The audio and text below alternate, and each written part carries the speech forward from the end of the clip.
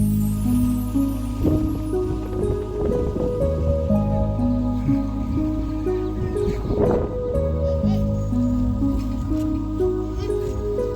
องเนาะตัวนี้จะเป็นวางศาลากลางนอกจากนั้นก็เป็นวางเลือกสบายดีสบายดีสบายดี คาแมนเด็กน้อยแบบซี่เนี่ยเขากำลังเฮ็ดพี่เลอเฮ็ดยังอันนี้ ภาษาเฮาอนุอะไรนี่นะ อันนวก อนุ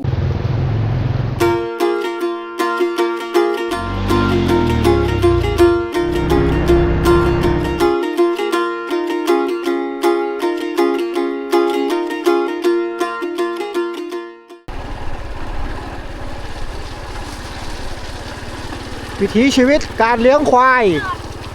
สบายดี สบายดี โอ้อันนี้ได้ห้อยแค้นบ่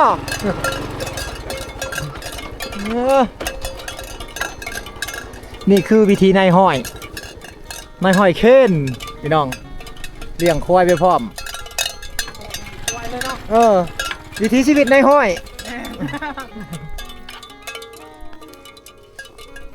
ขักขนาดเลยอันนี้เลี้ยงควายไปพร้อมบ่ได้ไปโรงเรียนมาหาเลี้ยงควายเนาะกับทักทายสบายดีสวัสดีพ่อแม่พี่น้องมัดสุขุสุคนคือเก่ายินดีต้อนรับทุกคนเข้าสู่ช่องบ่าวโหนดพะเลาะพี่น้องมื้อนี้บ่าวโหนดพาพ่อแม่พี่น้องมาที่บ้านโจ๊กกลางเนาะหมู่บ้านโจ๊กกลางนี่ก็เป็นหมู่บ้านที่ว่าอยู่เรียบตามเซละมั่งพี่น้องเนาะแถวนี้เขาจะห้องเป็นหมู่บ้านโจ๊กมาได้พี่น้องเนาะโจ๊โจโจโจโจนะ สงสัยหมู่บ้านเจ้านี่มักม่วนก็เลยใส่ชื่อบ้านว่าโจ๊โจโจมีโจ๊กกลางโจ๊ให้พี่น้องเลยโจ๊เก่านะหลายๆโจ๊พี่น้องเลยข้างหน้านี่จะเป็นเหล้าเขาพี่น้องเนาะช่วงนี้เขากำลังเก็บเกี่ยวชาวบ้านกับเจ้านี่กำลังที่เวลาเอาเขามาเขาจะมาไว้อยู่เหล้าเขานี่เนาะบางคนที่ว่าเขาบางคนที่ว่ากับเจ้าคนเขามาแต่ไห้พี่น้องเขาจะไขเหล้า เขาจะไขเหล้าไว้เนาะนี่คือเหล้าตัวนั้นเห็นบ่เขาแนมไปนะจะเป็นเหล้าที่ว่าเขาไขไว้ไขแล้วหามอัดได้พี่น้องเลยจนกระเจ้ากินงะพอแล้วเขาจึงอัดเหล้าไว้เนาะเหล้านี่เป็นเหล้าบูฮานพี่น้องเนาะเขาสังเกตนี่เหล้าทางกลางสื่อไปนี่เขาจะเอากระปางระเบิดมาเห็ดเป็นเสาเหล้าไว้เนาะเอานี่ก็คือเหล้าอยู่ในบ้านโจ๊กกลางพี่น้องเนาะเป็นเหล้าไม้ใส่เข่าได้นี่ร้ายพี่น้องคนแต่สมัยก่อนเขาใส่ตัวนี้แหละเมียนเข่าเนาะอยู่ในลาวเขาเนี่ยยังมีหลายหมู่บ้านที่ว่ายังมีเหล้าสบายดีเบนชวนชิมเจ้ามาไทยซีได้มาไทยไซโอ้รถถีบใหม่เนาะ ใส่รถถีบใหม่เลยทางนี้ไปยังเลาะเบิกหมู่บ้านเพื่อนพี่น้องเลยบ้านโจ๊กลางเนาะโอ้เป็นบ้านบางโจ๊กลางพี่น้องหมู่บ้านโจ๊กลางเป็นหมู่บ้านที่ว่าใหญ่พอสมควรเขาย้ายมาแต่บ้านโจ๊กเก่าพี่น้องแต่เขามาอยู่นี่บ้านโจ๊กเก่านี่เป็นหมู่บ้านที่ว่า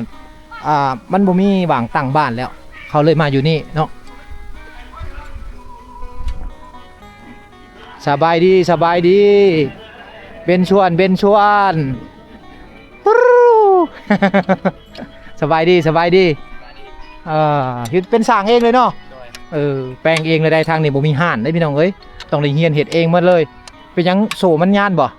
โดยเข่งโซเส้นทางเข้าบ้านมันยากพี่น้องใส่ยางใหม่อีกรถตัวเองรถเจ้าเองเลยเนาะโดยซื้อเครื่องมาซื้ออะไรมาแล้วแปลงเองทางนี้บ่มีห่านพี่น้องเนาะขอบคุณขอบใจอะไรอันนี้ลูกบ่นี่ลูกเจ้าบ่ลูกสาวลูกชายแล้วหอยทุยกันบ่เข้าใจแล้วบ่เข้าใจอันนี้สิไปเอาเข่าบ่โอ้เข่าอยู่ไสอยู่เล่าหั่นบ่โอ้เอาเข่าพี่น้องเข่าอยู่เล่าเอายางเลาะพี่น้องเอ้ย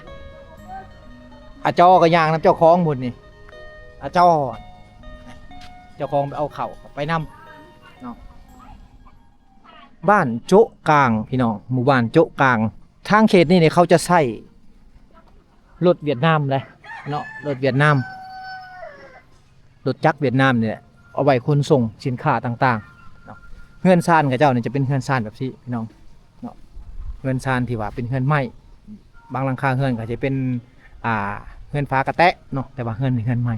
ส่วนหลายคนชนเผ่าเขาจะเห็นเฮือนสไตล์แบบนี้หลายเนาะเป็นแบบทึบๆในน้อยนึงพี่น้องเลยเนาะแนมกับไปหลักทึบๆน้อยนึงบริทาสีเด้โมมีสีสัน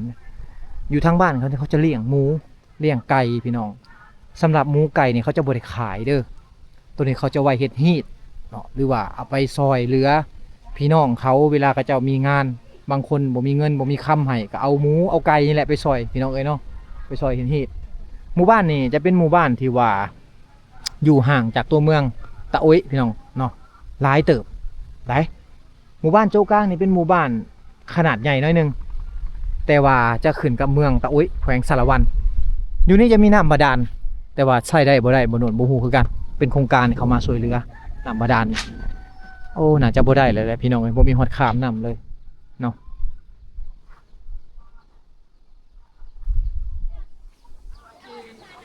เฮือนซานทั้งหมดเลยเป็นเฮือนใหม่ทั้งหมดพี่น้องเนาะสบายดีไหมเอ้ยเป็นชวนเป็นชวน สิไปชิเลอร์ตักเอาน้ำ ให้เก๊กรอใช่เนาะ เอาโอ้เพิ่นใส่น้ำมันได้พี่น้องใส่น้ำฝนใส่น้ำฝนบ่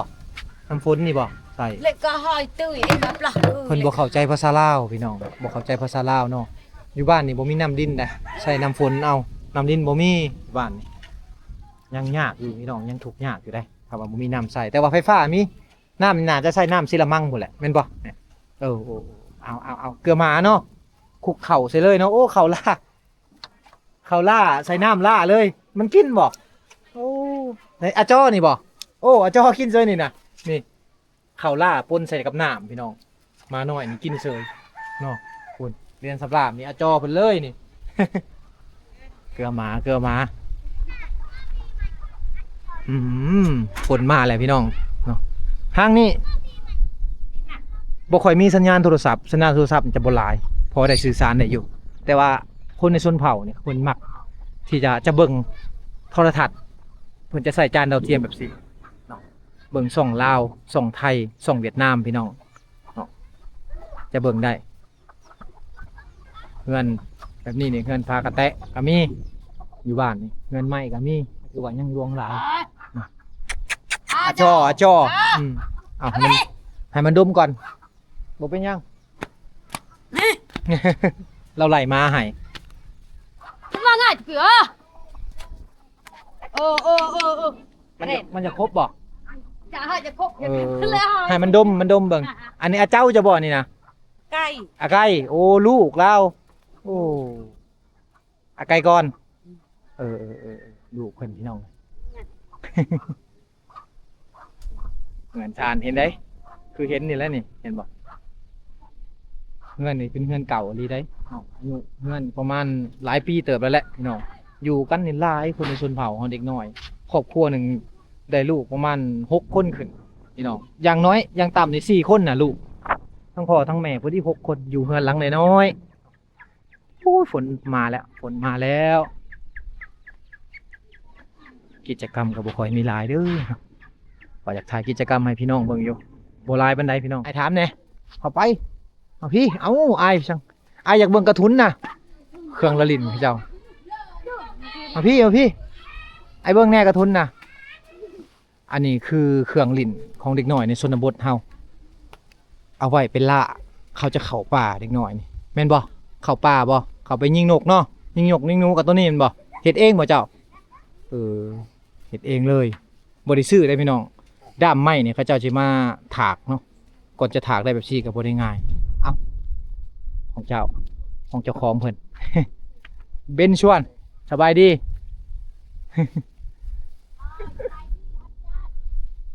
เงินชานคือเห็นเนาะเป็นเงินที่ว่าหลังบ่ใหญ่เงินเก่าแบบซี่นี่ยังเห็นลายหมู่บ้านอยู่ที่ว่าเขาเจ้าเอาหินแต่แม่น้ำศิลามังมาค้ำไว้แบบซี่เนาะมาเป็นพื้นห้องไว้แม่นมาเลยนี่กันปวกแล้วก็เวลาหยกง่ายบ้านหยกง่ายเฮือนมันสบายเพิ่นว่าเพิ่นเลยเฮ็ดแบบซี่พี่น้องเนาะโอ้ สบายดีคอมเมนต์เด็กน้อยแบบซี่เนี่ยเขาโรงเรียนเขาจึงหูจักนกหูจักสบายดีได้บางคงเขตเด็กน้อยบ่เข้าโรงเรียนโอ้บ่ฮู้คำว่าสบายดีเนาะเข้าโรงเรียนอยู่บ่ชื่อเจ้าเข้าโรงเรียนอยู่บ่ เขาโรงเรียนอยู่บ่ไปเรียนหนังสืออยู่บ่เรียนอยู่ไสอยู่บ้านใดบ้านโจ๊ะผู้บ่โจ๊ะไสน้ำหมู่อยู่นอกผู้โอ้เยิงนะไกลนะย่างไปพี่น้องหุ่นอยู่แคมทางใหญ่ผู้บ้านโจ๊ะไสน้ำนะท่อตัวนี้นี่จะเป็นท่อเตาไฟเพิ่นนะพี่น้องเวลาเขาดังไฟนี่เขาบ่ให้ควันเข้าไปในในเครื่องครัวเขาจะต่อท่อนี่ออกมาเนาะเห็นบ่ท่อนี่จะเป็นท่อน้ำมันเก่าแต่สมัยสงครามโฮจิมินห์ที่ว่ายังลงเรืออยู่หลายชาวบ้านก็จะเอามาดัดแปลงเอามาเฮ็ดเป็นท่อส่งควันกันนี่ แต่ก่อนเป็นท่อส่งน้ำมันมาในปัจจุบันเนี่ยกลายเป็นท่อส่งควันของชาวบ้านเขาเจ้าแล้ว อันนี้คือวางเกลือหมูพี่น้องเนาะเพิ่นเจาะไม้จังซี่นี่เพิ่นเอามาเกลือหมูเลยเกลือหมูเกลือไก่เนาะเฮาจะเห็นหลายในเขตชนบทแต่อยู่บ้านเฮานี่บ่มีแบบซี่แหละเขาจะใส่เป็นถังปูนแหละพี่น้องเอ้ย แต่อยู่บ้านเพิ่นยังมีเนาะเป็นไม้เป็นหนาแล้วมาเจาะเพื่อไว้เลี้ยงไก่เลี้ยงหมูนั่นเองเอาย่างไปเรื่อยๆพี่น้องเอ้ยบรรยากาศก็สิมีแต่เด็กน้อยผู้ใหญ่นี่เขาจะเอาไปให้มาแล้วเนาะบ่โดนสิไปทางใดนี่ช่วงขี้ต้มช่วงฝนตกขี้ต้มหลายอยู่ในแถวนี้บางบ้านนี่โอ้ทางไปก็จนบ่ได้เลยบางบ้านก็ไปได้อันนี้คือน้องๆที่ว่าเขาบ่ได้ไปโรงเรียนเบนชวนสบายดีโอ้น้องๆบ่ได้ไปโรงเรียนบ่พักโรงเรียนบ่มื้อนี้ชื่อเจ้าเรียนอยู่ไสบ้านอยู่น้องนี่บ่บ้านโจ๊ะไสน้ำนี่บ่แม่นบ่โอ้ไกลเติบเนาะพากันไปเรียนไกลอ่ะดิบ่แม่นใกล้ๆได้เยิงนะเนาะ บางครอบครัวก็อยู่เฮือนอยู่ซ่านเนาะฝนตกบ่ได้ไปบางคนก็ไปคนไม้บางคนก็ไปหากินพี่น้องยามนี่เนาะเอาก็มีน้องๆย่างน้ำก้น บ่ได้ลึงกันดอกพี่น้องแต่ว่ามีเวลาที่ว่ามีคนเข้ามาเฮือนมาซ่านหรือมาบ้านเพิ่นเขาจะมักย่างนำขนมก็หมดแล้วพี่น้องเอ้ยเนาะบ่มีฮอดขนมซ้ำเดี๋ยวนี้นะสิยายเพิ่นก็บ่พอเนาะถ้าว่าสิยายก็พอกระเทินพี่น้องให้บ่ทั่วถึงก็บ่แล้วเนาะต้องมาสุดหนักบ่หนูสิเอามาหลายแต่สิมายายโดยเฉพาะเลย โอ้เงินชานเนาะ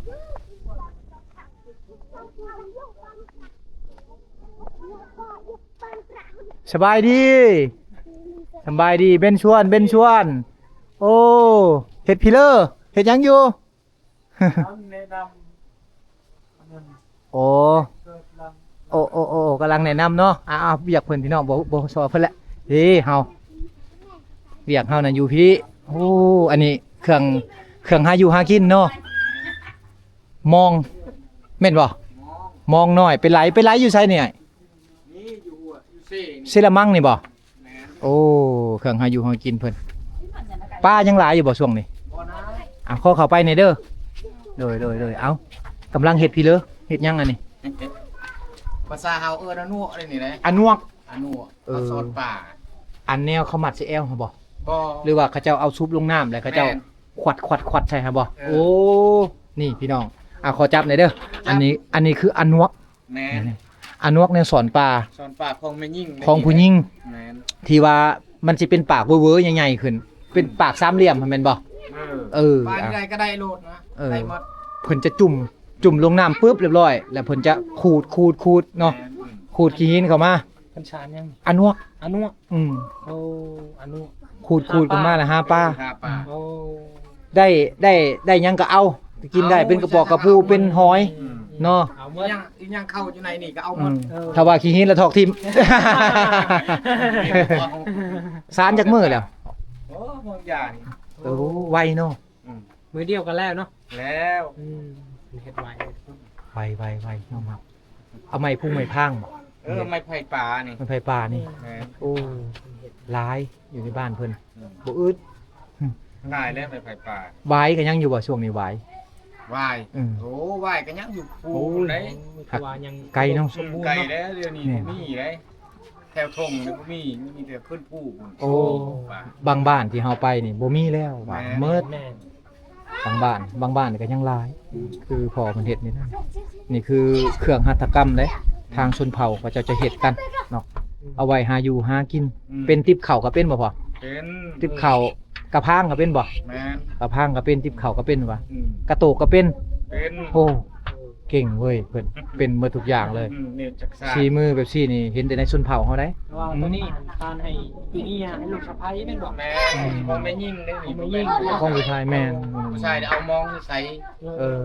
มีคงไม่ยิ่ง แม่น เขาซ้อนบ่เป็นนี่ บ่ ไม่ยิ่งเขาเป็น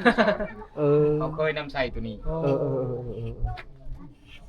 ยามแรงๆก็ลงเลยเนาะ แม่นเวลาแดดเวลาร้อนนั่นไปลงป่วยลงร้อน เออ เวลาบดนี่โอ้ยบ่ไหวเด้อหนาว โอ้เลยขอบใจเด้อพ่อเด้อตัวนี้นี่แม่นศาลากลางเขาพี่น้องเนาะเวลาเขาเจ้ามีเวียกมีงานหรือว่ามีประชุมในบ้านนี่คนแต่ก่อนแต่กี้นี่จะมีศาลาแบบที่เป็นศาลากลางที่ว่าเป็นหม่องที่ว่าเขาเจ้าเอาไว้แนะนำข้อมูลต่างๆ เรื่องเกี่ยวกับการปลูกฝังเกี่ยวกับระเบียบบ้านต่างๆเนาะเขาจะมารวมกันอยู่นี่พี่น้องเนาะตัวนี้จะเป็นวางศาลากลาง นอกจากนั้นก็เป็นวางเลือกตั้ง หรือว่าเวียงงานกระทรวงต่างๆเวลาทางรัฐบาลเขาลงมาหรือว่าทางของการรัฐลงมานี้เขาจะมาประชุมอยู่นี่พี่น้องเลยเนาะเขาห้องว่าศาลากลางศาลากลางบ้าน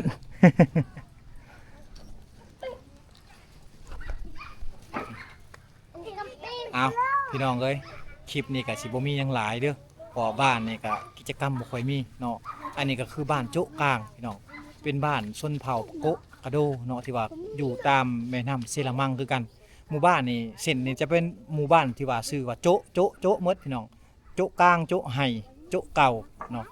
โจ๊ะสายพี่จังโจ๊ะสายน้ำเงินเนาะสงสัยหมู่บ้านเขาจะได้มักม่วนก็เลยว่าตั้งชื่อว่าโจ๊ะโจ๊ะ เอาอันนี้คือเว้าหยอกซื่อๆเด้อพี่น้องเนาะ เอาอีพีนี้ก็สิบ่มีหยังหลายพี่น้องเนาะก็ต้องขอขอบใจผู้ที่ว่าเขามาเบิ่งและติดตามต้องขอขอบใจหลายๆพี่น้องเนาะที่ว่าเป็นที่ว่ามาให้กำลังใจกันเนาะบ๊ายบายพี่น้องเอ้ยเจอกันอีพีหน้า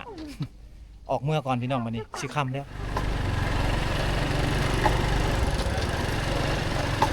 สบายดี มาแต่ไห้เนาะ